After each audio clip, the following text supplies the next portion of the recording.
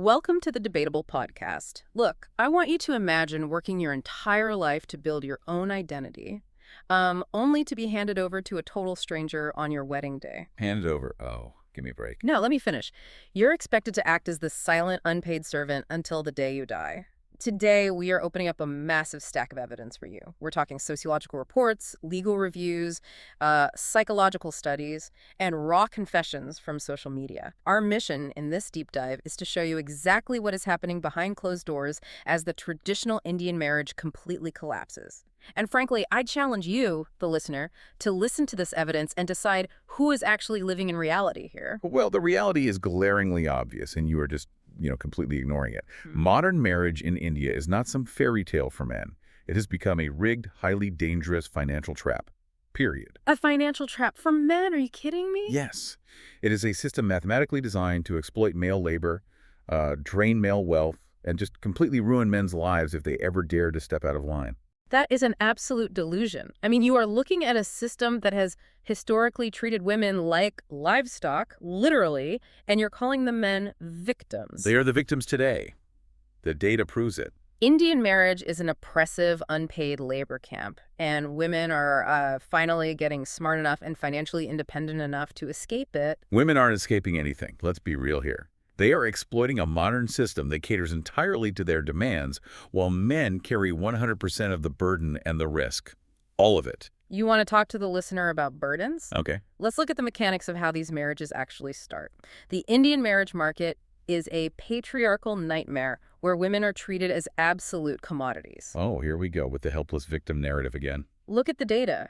The UN Population Fund, the National Economic Reports, 95% of all marriage decisions in India are still shaped entirely by the families. Do you understand how that works mechanically? I understand you're picking and choosing stats to fit. In 40% of those cases, the woman has absolutely zero say in who she is married off to.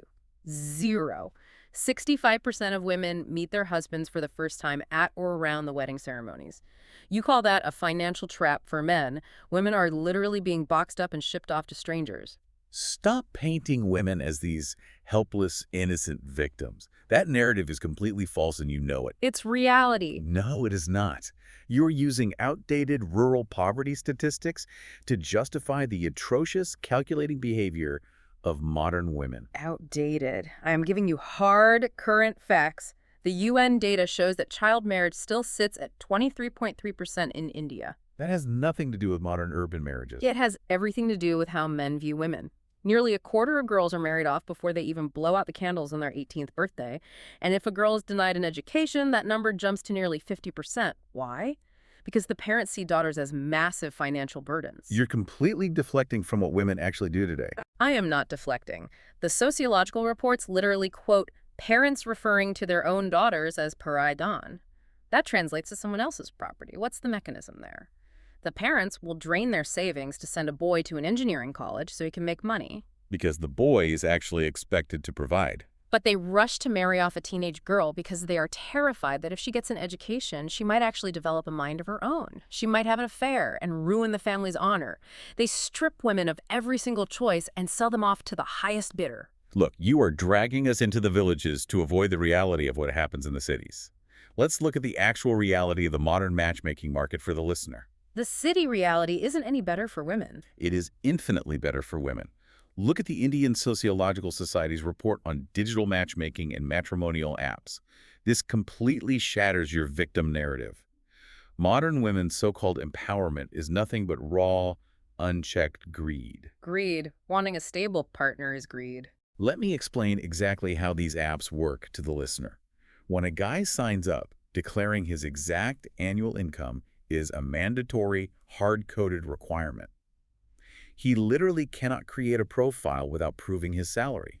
And for girls, it is completely optional. Because men still hold the vast majority of the financial power and property in this country. Of course they ask the men. No, because modern women only care about extracting cash. They explicitly demand a well-settled man. Do you know what that actually means in reality? It means they want someone who can share a life. It means they literally type into their profiles that they expect a salary between 5 lakhs to 1 crore. They want a man who is highly educated, mature, ready to buy a house, and ready to fund their entire lifestyle. I'll give you a perfect analogy. Your analogies are always completely skewed. Listen to it. Modern women on these apps are acting like ruthless corporate headhunters. They scream and shout for equality and feminism out on the streets, but the second they log into the marriage market, they treat men exclusively as walking ATMs. That is completely insulting. It's the truth. They are looking for a human wallet. They bring absolutely zero traditional value to the table, but they arrive with a laundry list of financial demands. They demand a partner who will not treat them like dirt.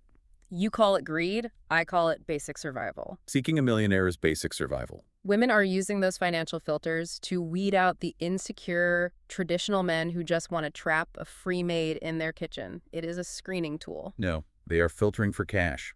That is the only metric they care about. And once they secure that wealthy husband they demanded, they completely destroy the home from the inside out.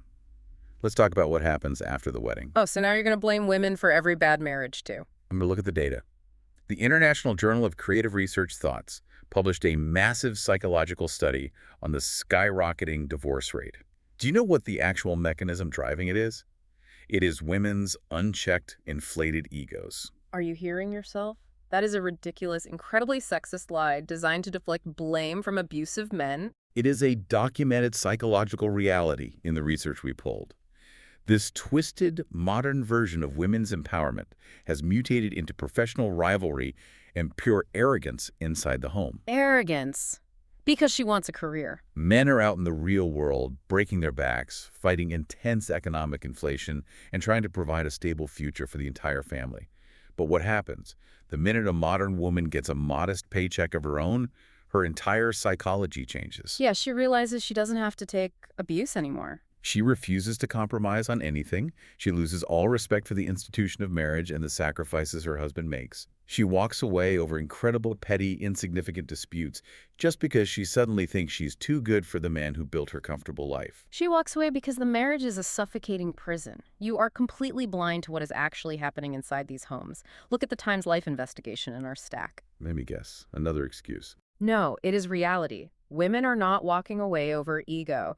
They are fleeing a lifetime of silent, soul-crushing suffering. You want to know what the most dangerous kind of marriage in India is today? It is what the sociologists call the almost good marriage. Oh, so now even a good marriage is toxic. There's always a convenient excuse to destroy a family when you have zero accountability. Listen to the brutal reality of how this works for the listener. The almost good marriage is a trap. It is a home where there are no physical bruises, so society constantly gaslights the woman and tells her she should be incredibly grateful. But the man is emotionally dead. He treats his wife like an invisible, automated servant. He is exhausted from funding her life. I want the listener to really picture this mechanism. Traditional Indian marriage operates exactly like the boiling frog analogy. It is a slow-acting poison. It doesn't kill a woman instantly with physical violence. Instead, it slowly turns up the heat, suffocating her identity day by day, year by year, until there is nothing left. That's just dramatic nonsense. She is carrying the double burden. Do you even know what that means? She is expected to wake up, cook, pack lunches, go work a full-time corporate job, and then come home and do 100% of the household chores while the husband collapses on the couch and expects a hot meal. Men provide the structural stability. Men carry the heavy stress of securing the entire family's financial future. Men expect a lifetime-made contract with zero emotional return. Women are finally waking up and choosing peace over performing for ungrateful, emotionally stunted men. The women leaving these marriages are choosing truth over tradition. They are taking their lives back from a deeply unequal system that demands they disappear into the background. Taking their lives back, that is a total joke. They are taking the men's lives, taking their money, and taking their property. You talk about women initiating divorce as if it's some noble, heroic quest. Let's look at the actual divorce battlefield. I would love to. Women are finally standing up for themselves. You try to frame this massive spike in urban divorce rates as a grand liberation. It is pure, calculated destruction of men. It is absolutely a victory for human rights. Urban divorce rates have doubled in the last 10 years, and women initiate over 70% of them. That is a hard fact from your own research data and the massive Reddit threads we analyzed for this deep dive. Exactly. Women are destroying the families. Women are using the legal system exactly as it was intended to be used. The Domestic Violence Act of 2005 is a necessary, critical shield. Women are using it to physically escape sexual, emotional, and physical abuse. A shield, as Yeah. a joke. Yes, a shield. The only reason women are forced to drag these men into the family courts is because Indian men violently refuse to evolve and treat their wives like actual human equals. That is the biggest lie in this entire discussion. Yeah. The legal system is not a shield, it is a loaded gun pointed directly at men's heads. Oh, please. The Indian family court system is completely weaponized against men. Let me explain exactly how this trap works for the listener. Did you know that prenuptial agreements are completely invalid in India? Because marriage isn't a business transaction. The courts view marriage as a sacrament, not a contract. So a man works his entire life, builds his assets, starts a business, and he cannot even legally protect his own money before getting married. His hard-earned wealth is 100% exposed and at risk from day one. Because marriage is an equal partnership. It is not a corporate merger where you protect your precious assets from your own wife. She contributed to that life. It is a state-sponsored extortion racket. You champion the Domestic Violence Act and Section 498A. Those laws are tools of pure extortion. They save women's lives. Let me tell the listener how Section 498A actually operates. It is the cruelty law. Women routinely file entirely false cruelty complaints just to ruin a man's life. The percentage of false cases is incredibly small. It is rampant. Because of the way the law is written, a woman can file a first information report, and historically, the police would just swoop in and arrest the husband and his elderly parents without any investigation. To stop the abuse before she is killed. Women use the terrifying threat of jail time for a man's aging mother to force massive, unearned financial settlements. They take his property, they destroy his reputation, and they bleed him dry through lifelong alimony. The Indian family court system operates like a legal kidnapping. The woman holds the man's entire future hostage, and the state happily hands her the ransom money. You are pushing a paranoid, deeply anti-woman agenda to protect abusers. The courts are literally the only place women can get basic justice in a country where marital rape isn't even fully criminalized. Think about that mechanism. You're changing the subject because you can't defend the financial extortion? I am giving you the context of the law. Under Indian law, a man can force himself on his wife, and the state says it is not a crime because they are married. Women suffer in terrified silence for decades, and you sit here crying about alimony and bank accounts. That is a completely different legal debate. No, it is the exact same debate. You are completely ignoring the brutal reality of domestic violence to protect men's wallets. I am looking at the cold, hard facts of how the law is actually applied in the courts today. Men are terrified of marriage, and rightfully so. It is a high-risk legal war zone where the man has everything to lose. Men just hate being held accountable. That is exactly why the youth of this country are trying to bypass this rigged, broken system entirely by choosing live-in relationships. They want to avoid the courts, but women have completely ruined that too. Women ruined live-in relationships. That is the most absurd thing you have said today. It is the absolute truth. Men try to be smart. They try to avoid the legal trap of a formal marriage by just cohabiting. But what did women do? They ran to the courts and manipulated the legal system all over again. That is completely false. Look at the Supreme Court's ruling in the Diva Lusumi case. Look at Section 2 of the Domestic Violence Act. The courts literally created a checklist and classified live-in relationships as in the nature of marriage. Because men were using women for years and then just throwing them out on the street when they got bored. They needed protection. Because women want a free ride without offering any actual commitment. Women lobbied and fought to ensure they can still claim lifelong maintenance under Section 125 of the Criminal Procedure Code, even if they never actually married the guy. It is called basic financial responsibility after a long-term partnership. Let me break down this absolute madness for the listener. A man lets a girlfriend move into his apartment, they split the rent, and if they break up 2 years later, he is suddenly legally bound to pay her monthly maintenance. Only under very specific circumstances where she sacrificed her career. Men take all the financial risks, they take all the terrifying legal risks, and women get all the financial benefits of a marriage without a single drop of loyalty or responsibility. You are absolutely obsessed with your own financial paranoia. You genuinely think men are the victims of live-in relationships. Open your eyes to the actual societal reality in India. Society praises women and punishes men legally. Women suffer the massive, crushing brunt of the social stigma in live-in relationships. Society labels a woman in a live-in relationship as promiscuous. They say she lacks character. She brings shame to her family. Words do not drain bank accounts. Do you know how hard it is, practically? Landlords outright refuse to rent apartments to unmarried women. Neighbors harass them constantly. Meanwhile, men face absolutely zero consequences. A man in a live-in is just experimenting or having fun. A woman is treated like complete garbage by her own community. Oh, please. Women play the victim card whenever it suits them in public, while quietly pocketing the man's money behind the scenes. They do not want your money. They do not even want these men anymore. That is the part you cannot handle. Look at the Indian Express reporting on the massive rise of intentional singlehood in our deep dive stack. Intentional singlehood is just an excuse for failing to find a rich husband. No, women are opting out of your system entirely. They are choosing to stay single, build their own highly successful careers, and live alone. They are embracing completely new alternatives, like living apart together. That is a tiny, privileged minority. They are realizing that being a single mother or a financially independent single woman is not a deficit or a tragedy. They are thriving. I will give you a real analogy. Oh, this should be good. To a modern woman, a traditional Indian man is like obsolete machinery.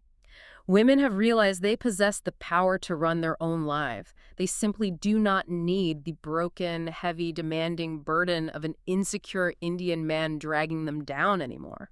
Obsolete machinery. That statement perfectly captures the exact arrogance the psychological study pointed out. Women have massively inflated egos built on a biased legal system that hands them everything on a silver platter and holds them accountable for absolutely nothing. Women are building their own tables, not waiting for a silver platter. But men are finally waking up to this scam. Men are just angry that they can no longer control women through financial abuse and social pressure. You are losing your grip on the unpaid labor camp, and it absolutely terrifies you. The entire system is built to exploit male labor and male wealth. The laws, the family courts, the societal expectations, they all demand that men sacrifice their health and their assets while women take all the profits and continuously play the victim. You are completely unhinged. Listen to me. You need to hear this. Men must wake up and protect themselves at all costs from this predatory legal framework. Do not get married. Do not sign the contract. Do not risk your life for a system that hates you.